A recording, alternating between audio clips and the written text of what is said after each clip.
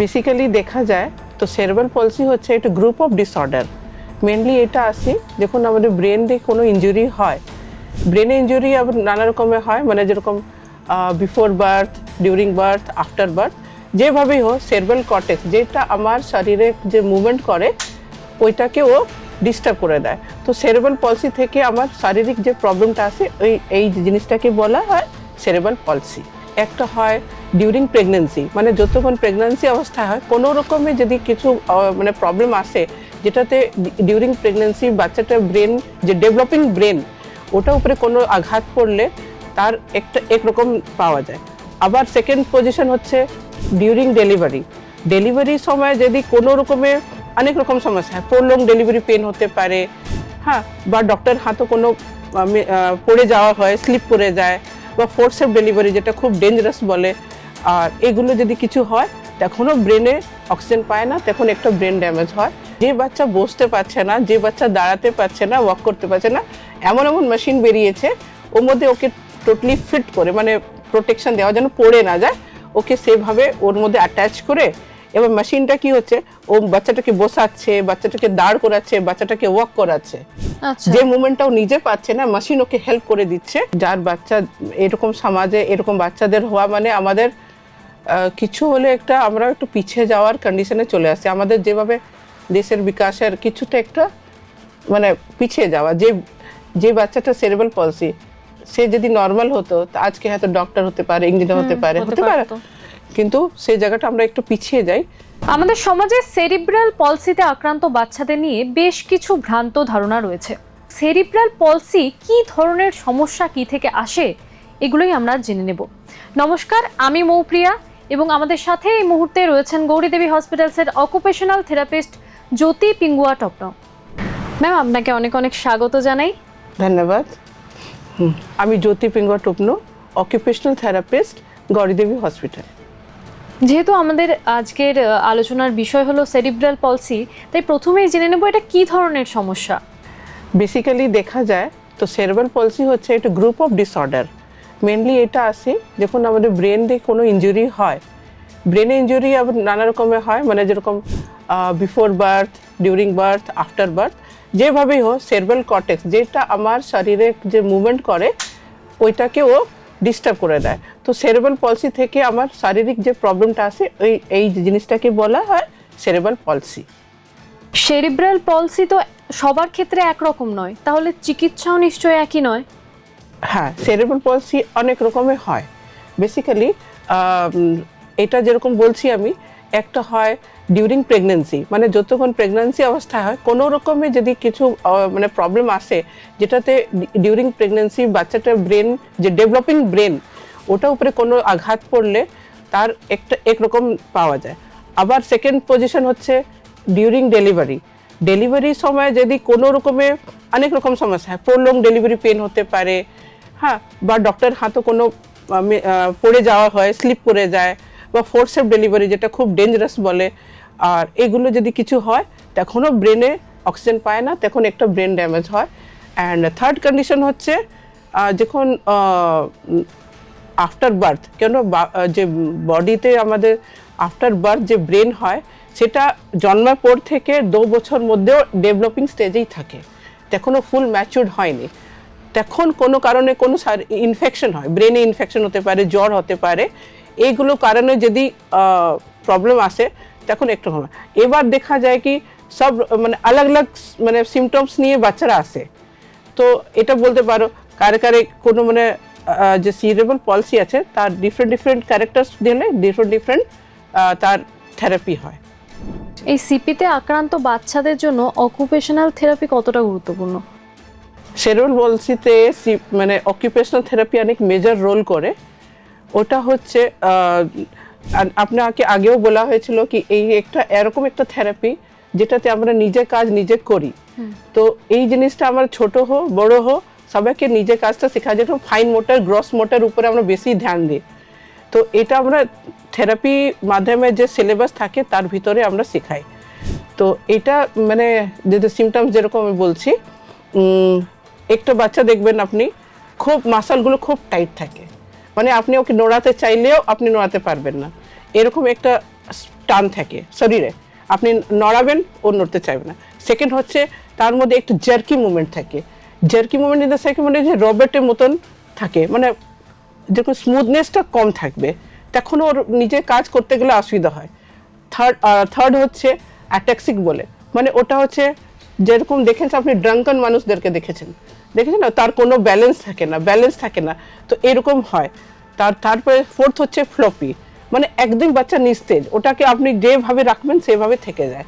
তো এই 4 ভ্যারাইটি আমি মেনলি দেখি, তো ওটাতে অনুসারে তারপরে ওইরকম থেরাপিটাও আলাদা হয়।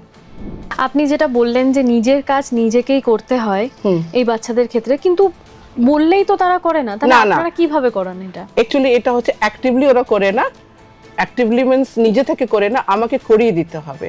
তো তার জন্য কি আছে, আমার ওকে প্রথমে যে অ্যাজ অ্যান অকুপেশন থেরাপিস্ট আমাকে দেখতে হবে বাচ্চাটা কি অসুবিধায় আছে, নিজে চলতে পারে না, নিজে হাঁটতে পারে কিনা, বসতে পারে কিনা, কিছু জিনিস ধরতে পারে কিনা, নিজে খেতে পারে কিনা, নিজের জামা পরতে পারে কিনা, এরকম নানা রকম আমাদের সকাল থেকে বিকাল অবধি যে কাজগুলোই আমরা ধরি, কতটা ও পারে নিজে থেকে, কতটা পাচ্ছে না, এটা আমরা একটা অ্যাসেসমেন্টের মাধ্যমে করি।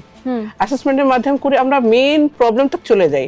ও বাচ্চা যখন বসতে পারছে না আমাকে বসানো শেখাবো, ও দাঁড়াতে পারছে না আমাকে দাঁড় করানো শেখাবো। এবার যদি বা বসে যায় তাহলে ও নিজে খাবার ওকে নিজে খেতে হবে। হাত দিয়ে ধরাটা একটা হ্যান্ড ফাংশন বলে আমরা ইউনিট আছে, হ্যান্ড ফাংশনটা কীভাবে ও মানে ইউজ করে নিজে খাবার খেতে পারে। হ্যাঁ তো সব খেতে পারবে না, কিন্তু মিনিমামটা যেন করতে পারে, ঠিক আছে।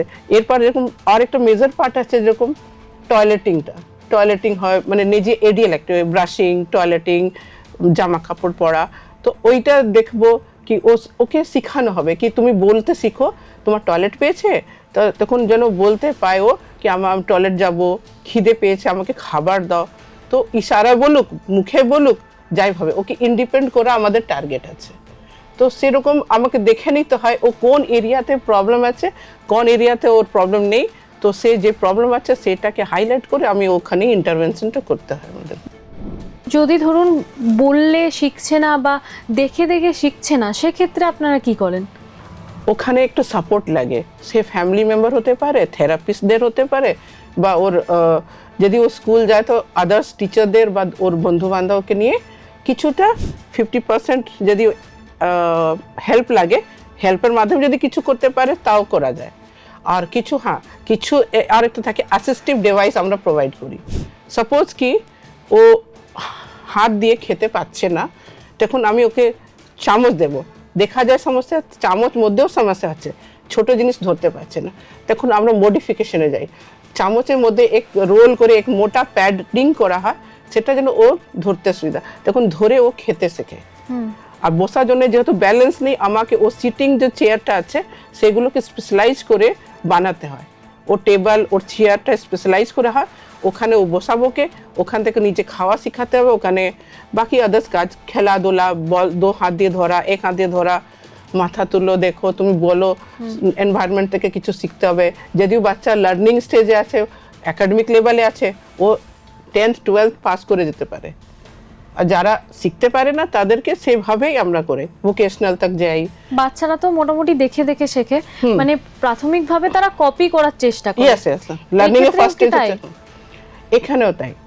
ওরা আগে দেখার জন্য, মানে এটা হচ্ছে একটা শারীরিক প্রবলেম, তো এটা ও চাইলে হয়তো দেখছে, কিন্তু ওর হয়তো বডি যেহেতু স্পাস্টিসিটি আছে, টাইটনেস রয়েছে, বা খুব এত লুজ হয়েছে, তখন ও ফলো করতে পারছে না, তখন আমাদেরকে কিছু হেল্প নিয়ে ওকে এগোতে হবে।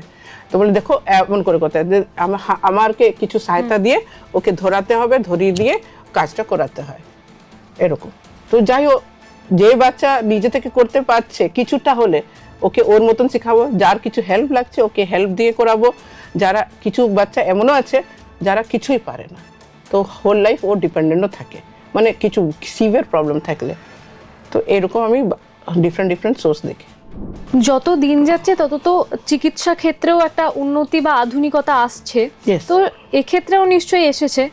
তো এই ক্ষেত্রে আধুনিক পদ্ধতিগুলি কি কি? এখন দেখছে ইন্ডিয়াতে অনেক রকমের মানে আধুনিক চিকিৎসা পদ্ধতিগুলো চলে এসছে, রোবোটিক যেটাকে বলে, রোবোটিক মেশিনস গুলো বেরিয়েছে। যে বাচ্চা বসতে পারছে না, যে বাচ্চা দাঁড়াতে পারছে না, ওয়াক করতে পারছে না, এমন এমন মেশিন বেরিয়েছে, ওর মধ্যে ওকে টোটালি ফিট করে মানে প্রোটেকশন দেওয়া যেন পড়ে না যায়, ওকে সেভাবে ওর মধ্যে অ্যাটাচ করে, এবার মেশিনটা কি হচ্ছে ও বাচ্চাটাকে বসাচ্ছে, বাচ্চাটাকে দাঁড় করাচ্ছে, বাচ্চাটাকে ওয়াক করাচ্ছে। আচ্ছা, যে মুভমেন্টটাও নিজে পাচ্ছে না, মেশিন ওকে হেল্প করে দিচ্ছে মুভমেন্ট করার জন্য। তাতে কি হয় যে নিউরোমাস্কুলার যে ওর যে নার্ভ মাসেলস স্কিন যে আছে সেগুলো ইনট্যাক্ট থাকে, তাকে ওর নিজের লাইফের যেন ওইটা হেল্প করে যেন পরবর্তী লাইফটা একটা বেটার লাইফ ও লিড করতে পারে। যে মানে পুরো প্যারালাইজ পেশেন্টকেও যেরকম হাঁটানো চলানো উঠানো বসানো সব হয়, ইভেন হোল বডি মুভমেন্ট করানো, এরকম পদ্ধতি বেরিয়ে গেছে। এই ধরনের যে মেশিনটা আপনি কথা বললেন, এটা কিন্তু আমি প্রথমবার শুনলাম। মানে এটা খুব একটা মানে এটা জানা নেই। রিসেন্টলি আমি দেখেছি মিডিয়াতে অনেক জায়গায় ফ্ল্যাশ আউট হচ্ছে, অনেক জায়গায় ইন্ডিয়াতে লঞ্চ করেছে। তো আর অনেকগুলো ইকুইপমেন্ট দিয়ে এরকম করছে। আর যে বাচ্চারা এটা যদি এরকম সুবিধা পেয়ে যায় তাহলে ও কিছু অনেক তাড়াতাড়ি ওরা রিকভার করতে পারবে। তখন এটা অবভিয়াসলি তারপরে ও নিজে একাডেমিক বলুন, পারফরমেন্স, ডেইলি অ্যাক্টিভিটি লাইফ, এগুলো সব ইজিলি করতে পারবে, মিনিমাম হলেও ও পারবে। অনেকের প্রশ্ন থাকে গর্ভাবস্থায় কি কি করলে এই সেরিব্রাল পলসির হাত থেকে বাঁচা যাবে? হ্যাঁ, এটার মধ্যে কারণ আছে। গর্ভাবস্থায় যেরকম থাকলে বা যে গর্ভাধান করবে সে যেন খুব ছোট বয়সী না হয়। আমরা না 18 ইয়ার্স না হচ্ছে তার শরীরটা একটা বেবিকে তৈরি করার জন্য সাফিসিয়েন্ট হয় না।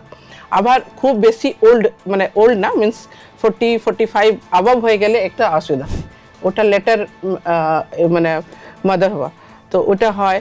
প্লাস যে আমাদের লাইফস্টাইলগুলো আছে যেন প্যারেন্টাল কেয়ার থাকে, যে প্রেগনেন্ট লেডি আছে তার জন্য কেয়ারিং থাকে, তার পুষ্টিকর খাবার থাকতে হবে, কোনো মেন্টাল টেনশন যেন না থাকে, কোথায় যেন ওটা স্ট্রেস থেকেও হতে পারে, স্ট্রেস থেকে হয়।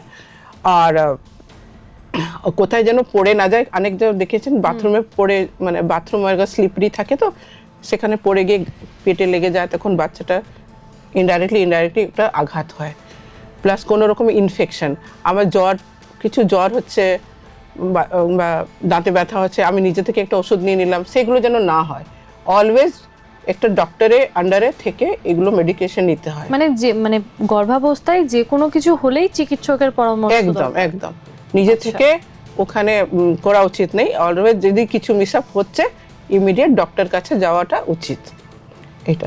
আর ডিউরিং প্রেগন্যান্সি তো তাই, এখন দেখবেন যে অনেকবার হয় টুইন্স বেবিগুলো হয়, কমপ্লিকেশন হয়ে যায়, ট্রিপলেট হয়, তো অনেকবার হয় না, আবার অনেকবার হয়ে যায়, তো ওইগুলো দেখা এটা কিন্তু খুব রেয়ার, বাট হয়। হ্যাঁ, আমি দেখেছি অনেক বাচ্চা ভালো আছে, 3 বাচ্চা আমি দেখেছি ওরা বড় হয়ে গেছে, ইভেন ভালো পড়াশোনা করছে, সেটাও আছে। আবার একটা সিঙ্গেল বেবি হলেও অ্যাক্সিডেন্ট হয়ে যায়, মানে কোনো কারণে হয়ে যায়।